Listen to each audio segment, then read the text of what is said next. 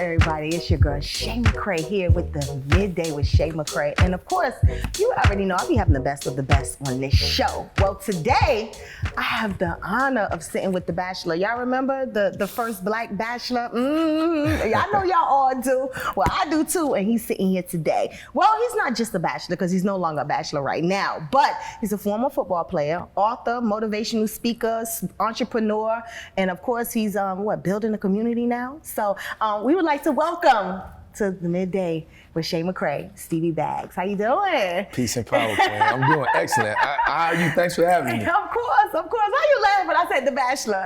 No, I mean, it is what it is. You know, well, it's called because it was called a match made in heaven. The match made in heaven, but, yes. Yeah, it was the Black Bachelor you were the show. first Black Bachelor. Well, actually, they had a season 1 before me, which was another guy. And then when I came on, it was a little bit bigger because we had Sherry Shepherd. We added a little bit more nuances. And then they had me, too. You know, so Sherry Shepherd and then my mom. And so it ended up being a very, very cool experience. You know, but it's still television.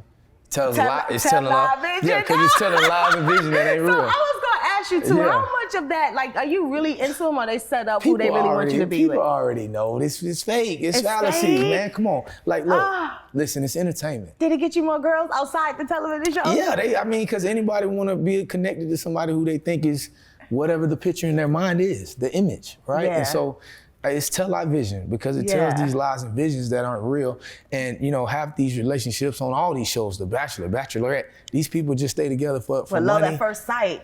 I don't even, that's the one on Netflix. Is that Netflix? Yeah, same thing. I mean, all these shows, like, you know, they create scenarios. Yeah. And then if I wanted a girl off the show, but she created drama and they put a battery pack on her back, she stays on the show. Yeah. Right? And so at the end of the day, you know, it's one of those things where you're just dealing with different nuances. It's not really reality. Yeah. Did you find yourself making a connection with any of them? Oh yeah, I mean, because if you're a man and you're attracted to, and you have attractive women that have good conversation, and boom, boom, and most of the women on there, you know, they're successful in their own rights, and they had different, you know, great things going on in their lives. Yeah. And so it made it easy to connect with people. Yeah. You know, and because that's usually the ingredients that you need, right? That's the ingredient that you need. Of course, that connection.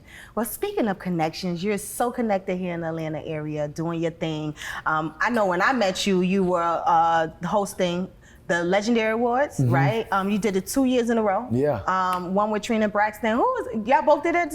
I thought Trina and Janice. Janice, yes, Shelton. That's right. Yep. And shout out to Trina and Janice. Yes, that's how I had the pleasure of meeting you on the red carpet, and you were funny back then. Yeah. Did you miss your calling or something? Because you know you're a comedian, right? Well, you know, I write a little bit. You know, I do a little writing, but most of my stuff, I'm super goofy because I'm so deep and philosophical a lot of the times, and so, you know, it gives me a chance to let my hair down and stay balanced. You know, because typically my mindset is about awakening and lifting the veil and helping our people change the way we think. Yes. And so sometimes you got to balance that out with a little goofy, a little funny sometimes. Yeah, go on and speak. Look, he's doing that little motivational speaking thing up on here. Are you any chance you get plug it in, all right? Well, I mean, you know, I'm not a motivational speaker because I don't have a motive. I call myself inspirational because I'm looking to go within. Gotcha. And if we start looking within, we can stop looking without. Yeah. We only judge people off of what we see sometimes, and that could be a fallacy. Yeah. You know, when you start looking at the internal side of things, then, I mean, every word that's powerful in the English language starts with I-N. You're right. Intellect, information, all intimacy, integrity, insight. You know, you can keep going on and on, but when we do that, then, you know, you can have more peace. You can have more peace. Because you're not worried about anybody's opinion of you. You just live your life on what you convicted on. Yeah, and I know with you being on a reality show, I know the people were so opinionated on who you were, who they thought you were. Absolutely. But that wasn't you. You know, it was it was a part of me. It's just like part of the your character. social media. It's just a part of who you are and what you do. You so people don't know. Well, a lot of people do know actually that that's not your only time on TV. You're an actor as well, right? You worked with Tyler Perry and so many other people, right? Yeah. Let's talk about that. What are you working on now? So I just filmed a show with Bounce TV with B. Simone and I. B. Simone and I two of the leads in the show, and it comes out in September. Bounce. Okay. Was she all over? Only thing I can think about is like, that's my boyfriend. That's all I can think about but right now. surprisingly, man, this is her first opportunity to really be on camera for real, and she did a phenomenal job. And we're excited about the show. It's called Finding Happy. And it comes out in September, like I said. But I have so many other shows that I've been on and productions that are coming out, and I'm just excited to be a part of it. It's tremendous. Yeah. Now, who's producing the show? Bounce. It's Bounce TV. Bounce TV is the network, but Baron something. It's Cedric the Entertainer's. Oh, okay. It was him and his company. I auditioned for that. Really? Yes, I wanted to be I guess it was a radio personality part. Oh, it is a radio personality. And then there was another one with the lashes, the girl, Lash Girl. Yeah. Yeah, That's I did. Funny. Can you That's blow me funny. in? Look. Yeah, but look. So, here's how it goes with TV film. Like, when you're the talent, it's only so much you can do. Yeah, I know that. I do know that. No, you know that. And that's yeah. why, for me, though, I've created. I did a show with one of your guests, Miguel Wilson. I created a show called Mancation. Okay. And we used to go around to all the, it was a luxury lifestyle series for the mature man of color. Okay. And I went to every different spot, the best cigar spot, Black owned, the best melanated dress spot, Miguel, the best hip hop store, my boy Drummer Boy. So I went and boom, boom, boom. I had, what's my girl, Angel McCartry. She had an ice cream shop down the street from my cafe on Peter Street. So I went to all these different places to support our people and give people a chance to see, us in opulence, Absolutely. Right? And because a lot of the things on TV right now don't show us in the best light, and we all know that. They don't show in the best light. Yeah. No, they don't. And so that's why I ain't went viral yet, because I'm not messy. I'm trying to provide a platform for for things that are good. Not sitting here and talking about what happened with your wife when y'all broke up. You know what I'm saying? Like, I want to talk about it. Tell me later when we get off. But, but listen, Positive Club don't sell. Yeah, Positive Club don't sell. Nah, they're not making money from that. Hurt people. Yeah, so most of the people need healing. So it's therapeutic for people to see bad shit. Yeah. You know what I'm saying? So when you start to unpack and you start vibrating on a different frequency, then you start to create your own narrative. So I have another show I want to talk about that I co-created called The GOAT. Okay. And it's basically American Idol, but for motivational or inspirational speakers. Yes. So Dr. Diana and I. Johnson, what's his name? Nah, Dr. Diana. Okay. These are the people that's the main states in it. Okay. So it's Dr. Diana, it's A. Watley, Toné Nicole, and Delapo and Rick and Tola. We're the four. I thought Joe Johnson. We're the four executive producers. Okay. Joe is in it. Joe Johnson is in it for sure. Okay, I saw you guys. I know Diana. Yeah. I know everybody you named. Mm-hmm. They're good friends of mine. Yeah, yes. Rachel and Joe are in it. So this is what we've come up with and we created, and we have some really cool networks looking to pick it up, and or OTT platforms, I'd say. Okay. And yeah, man, we're excited about controlling the narrative, and then we can say, "Hey, come on in, Shay." Yes. Because I'm producing this. Absolutely. And you willing to work, right? Absolutely. And that's so controlling the narrative and telling a different story, but also giving people. That's why we're sitting here today, controlling the narrative. Bingo. You see what I'm saying? You know how many networks I don't apply for? Exactly. I ain't gonna sit here and lie. I keep it real 100, and one of the things I've learned is that if they don't provide it for you, provide it for yourself. Bingo. You got to keep going. In fact, my post went viral this morning because it was like, listen, you gotta do, whether you won't have no money to do it or even no supporters and nobody behind you, you still gotta do it. Because it's been a moment getting here, but you gotta forget about those who are not there and remember the ones who are. And that's what I have to continue to remind myself. Because we always get in our feelings about the ones who let us down. But we forgot about the ones who are still here. Because the most important things are facts and not feelings. Yep. Get out your feelings. Let's talk about the facts. Get out of your ego. Get out of the ego. Let's talk about the facts. So it's like our biggest enemies are invisible. It's your ego and your emotion. If you move that out of the way, then you can still And transcend. I'm a Cancer, and I'm always in my feelings. Oh yeah, my mom's a Cancer. So I understand that very well. But y'all love hard. Y'all love hard. Y'all great people. Exactly. And the intent behind what you're feeling is not always bad. And sometimes that's good to have people who really care about you enough to say, hey man, please don't do that. Hey, what's up? Pull you to coattail and like, yo. But at the end of the day though, we have to control our ego and our emotions. We have to. We all do. no matter your sign. Yeah. So you've written 2 books, Greater the Game and Woke? Yeah. Okay. Woke. All right, let's talk about, is this geared to, well, I'm assuming Greater the Game, then the game is about football. Yeah, well, kind of. I mean, yeah, you know, I played 10 years, of course, in the NFL and CFL, and I had a journeyman career. I played on 11 teams in 10 years. 11, wow. 11 teams, 5 But NFL, 5 CFL, and 1 arena. Okay. But I was based here in Atlanta for the majority of my career. But, you know, during the season, I would leave and then come back in the off season. But yeah, Greater Than the Game was just because I was a journeyman and I had to find my value outside of football.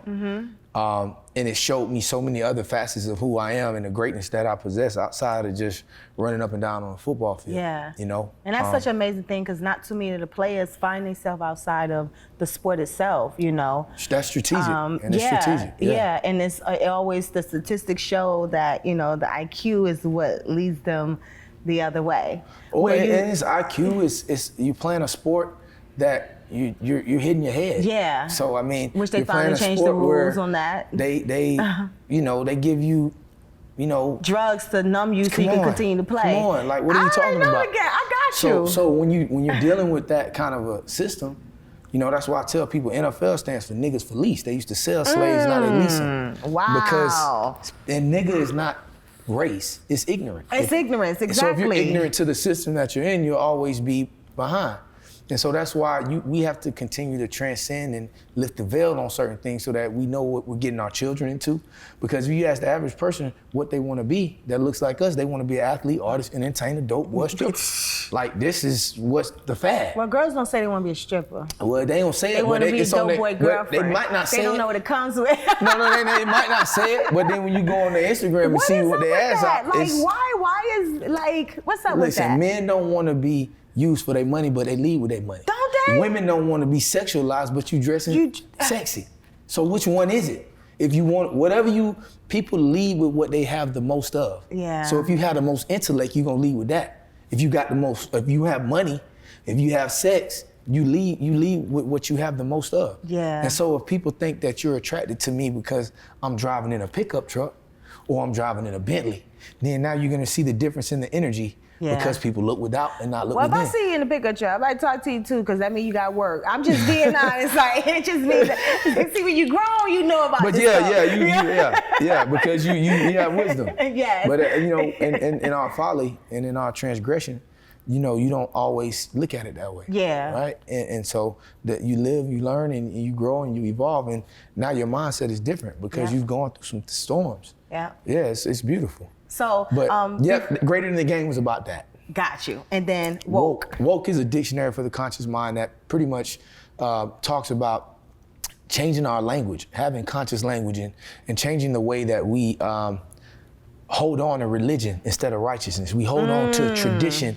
instead of truth. And so we unpack some truths. You know, a simple one that everybody laughs at is that Easter bunnies don't lay eggs, chickens lay eggs. You know, what are we doing every holiday? You know, they got us distracted. If you respell Santa, it's Satan. So for me, I know that every day is a holy day. I don't need a holiday. You feel me? So I can celebrate my mom and my dad every day. I ain't gotta wait till society say do it, right? And if we change our mindset, then we won't be so caught up in our feelings. We'll be caught up in the fact that, look, I reverence you daily. You know, your partner, baby, we just got a massage. We get a massage every week. We go out to eat every week. So what, Valentine's Day, what are we talking about? It's just another day to us, right? But it takes conditioning to get to that space because we've been so conditioned the opposite way and socially engineered the opposite way. I think it's social media, which is not so social. I think it plays a major influence. But social media has been, it's new compared to social programming.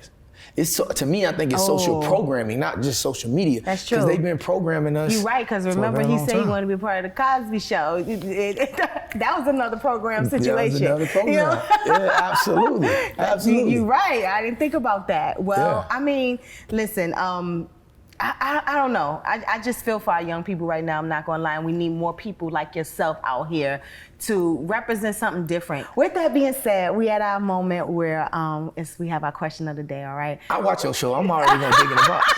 I watch your show. Look. I'm a supporter of the Shay McCray.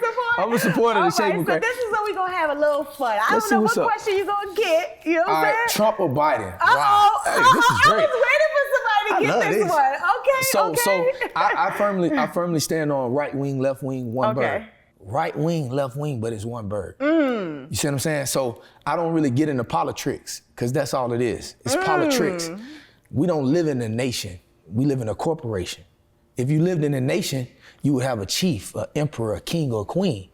In a corporation, you have a president and a vice president. Wow. Okay, so once we get that out of the way, now we can get over, my great uncle marched for civil rights and to give us the right to vote, and you still don't vote, still don't count on a national level. But that's a whole nother story. Still don't count on national. I Me, just talked about this in one of my shows. It's real. No, I'm so serious. If you put me under the gun and had to give me a choice, I would choose Trump. Because whoever the media goes against the most, they probably doing something right. Because media stands for multi-ethnic destruction in America, in Asia, in Africa, in Australia, in Antarctica. Multi-ethnic destruction. And the first thing I have to do to destruct you is I have to first distract you. Distract you. So if I distract you with the race, and Trump hates black people and boom, boom, well, I didn't see him hating black people when they let them PPPs go. I didn't see him hating black people when he was talking to the HBCU college presidents. I see Biden, on the other hand, the Democrats, the prefix to Democrat is demon. I see the Democrats not doing anything for our people. They've written a whole legislation, a bill for Asian people. You get in an argument with an Asian person, you going to jail if they call the police. But you know what they gave us? They gave us Juneteenth.